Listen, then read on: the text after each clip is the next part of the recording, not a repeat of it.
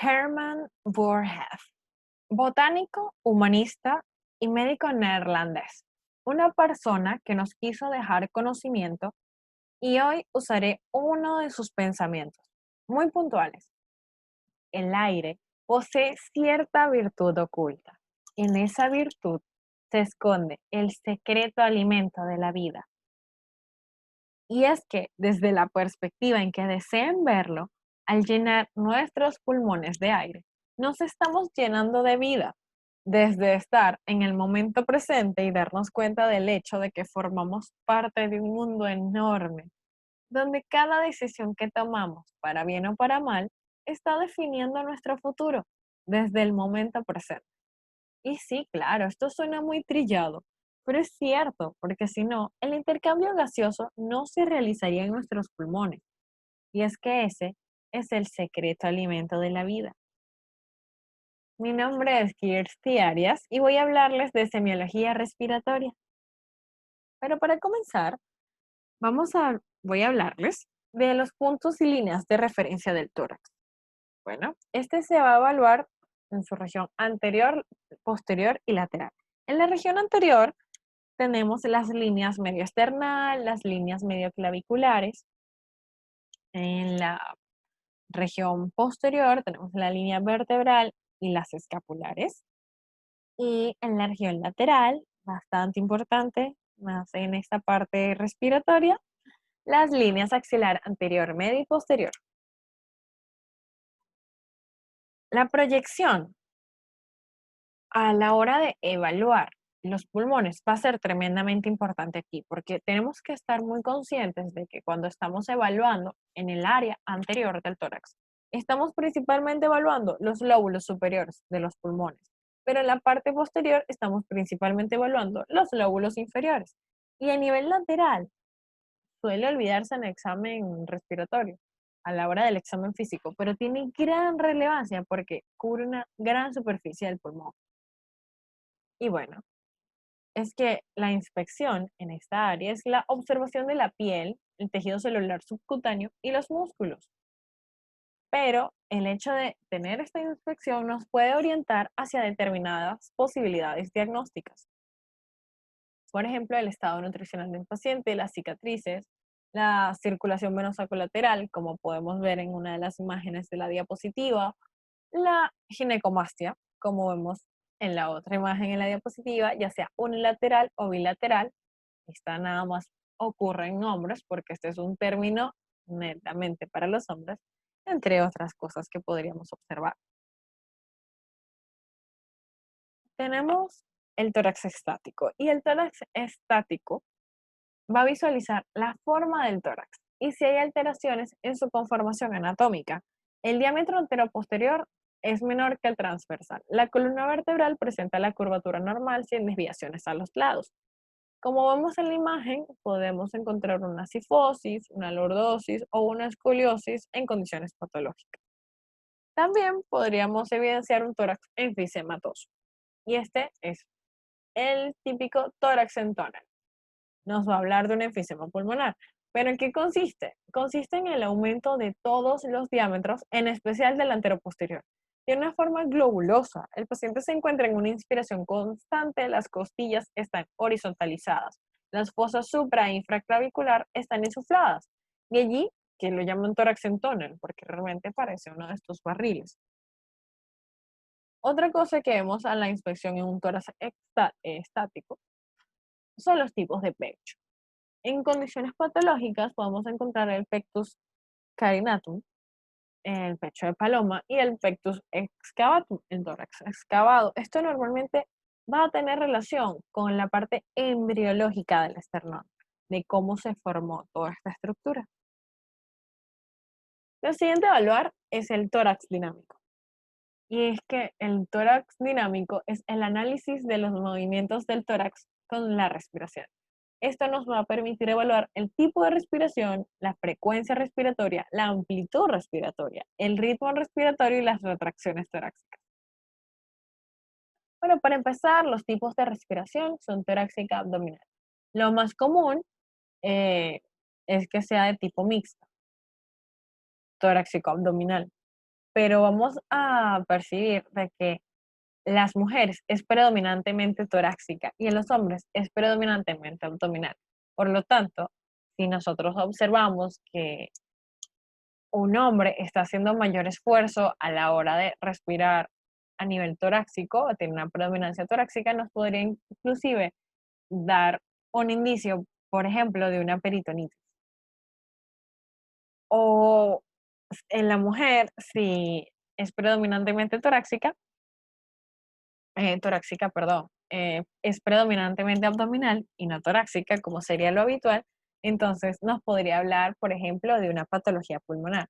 Esto nos puede dar una gran importancia diagnóstica a la hora de la inspección. Lo siguiente es la frecuencia respiratoria, y es que esto va a variar dependiendo del grupo etario. En la imagen nosotros tenemos los diferentes valores de la frecuencia respiratoria variando en cada etapa de la vida. La amplitud respiratoria.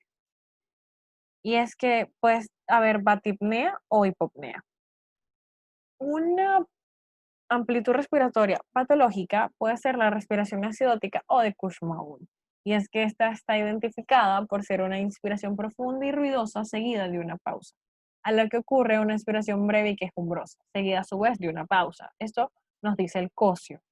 Pero, por ejemplo, en la imagen podemos observar que también se habla de la respiración acidótica o de Kussmaul, un tipo de respiración bastante acelerada en picos. Es muy profunda porque se respira y se insufla muchísimo, pero esto va a causar mucho ruido. Y entonces, una respiración breve, rápida, y otra vez, y así. Eso va a ser constantemente esa amplitud respiratoria en la respiración acidótica o de Kussmaul.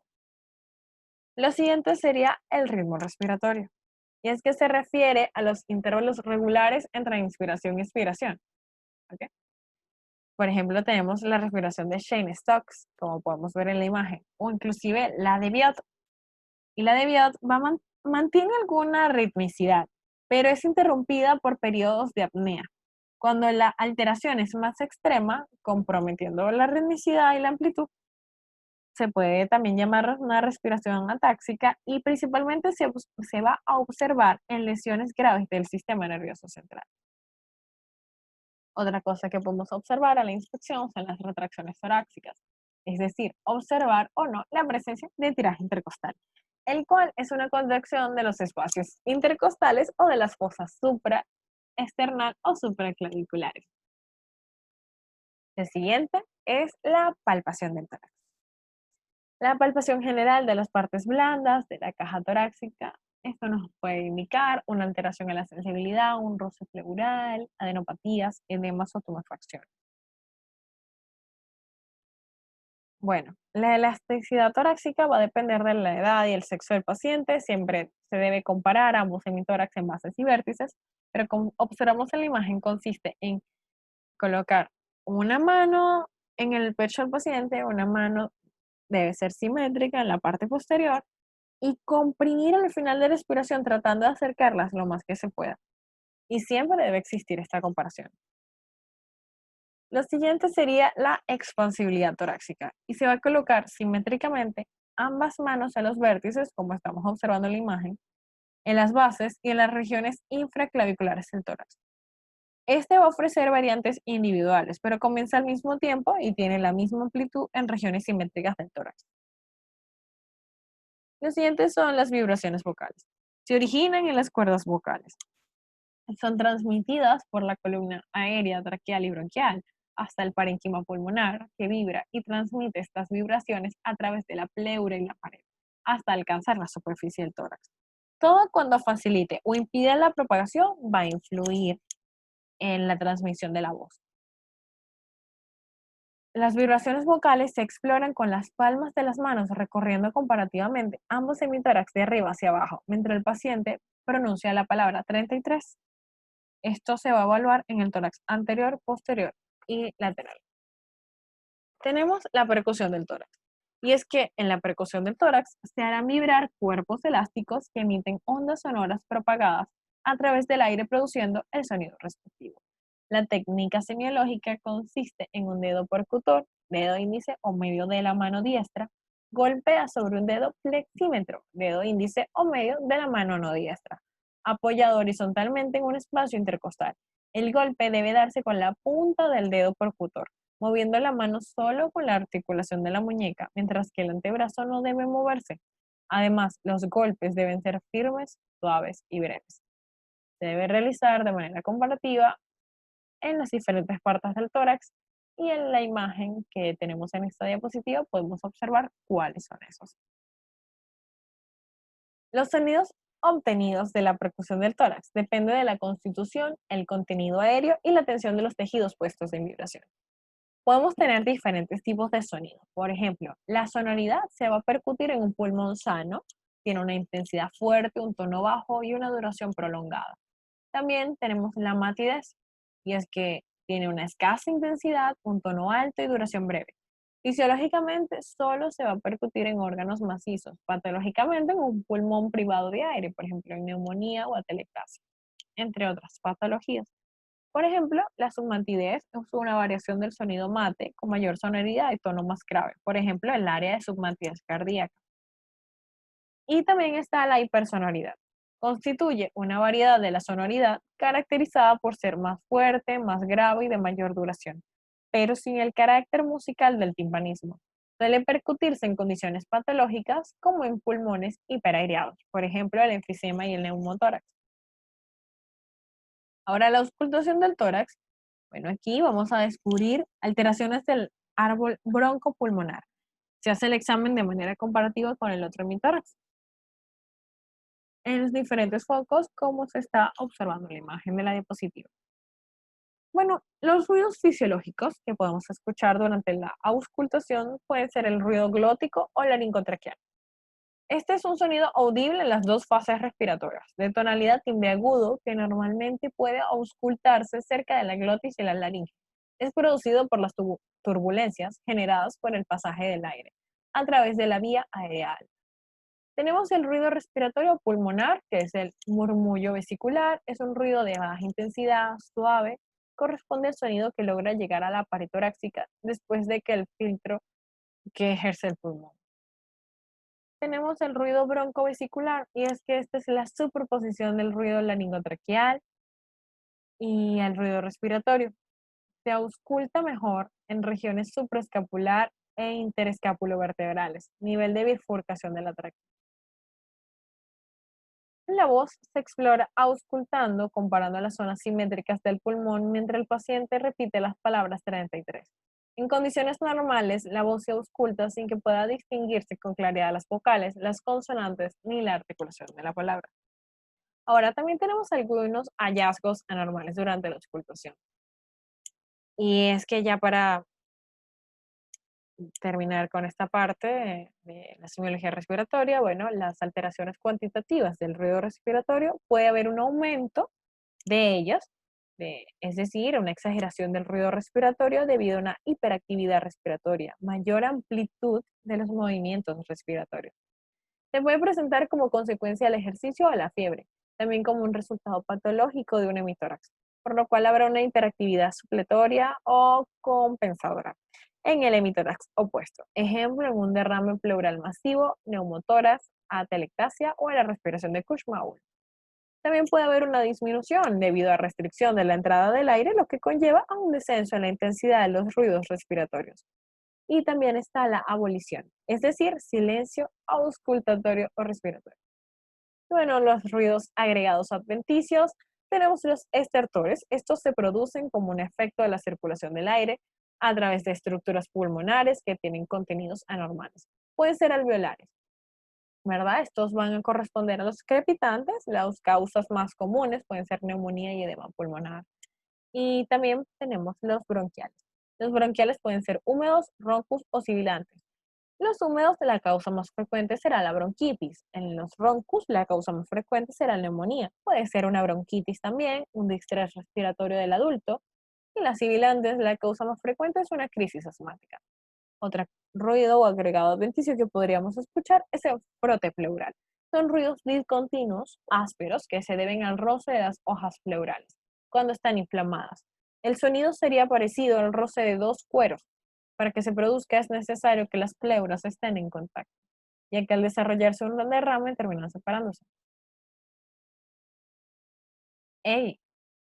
Respira. Sí, sí, sí. Respira. Detente y ahora mantén la respiración unos segundos. Uno, dos, es. Ahora exhala y vuelve a respirar. ¿No les parece maravilloso? Nuestro sistema nervioso hace eso cada segundo del día sin que nosotros nos demos cuenta. Y eso hace pensar en la grandeza que existe en el ser humano. Respirar nos conecta a este maravilloso mundo, nos conecta con plantas y animales, todos viviendo en el ecosistema, en el mismo ecosistema. Y ahora, aquí, en esta pandemia, encerrados en casa, por una enfermedad que justamente nos impide hacer eso.